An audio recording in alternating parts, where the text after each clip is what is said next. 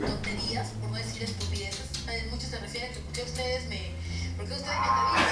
Oye, que no sube ese huevón, güey. Una estupidez para mí. De lo que me pasa con ustedes, ¿no? Que para mí también es una estupidez, una tontería.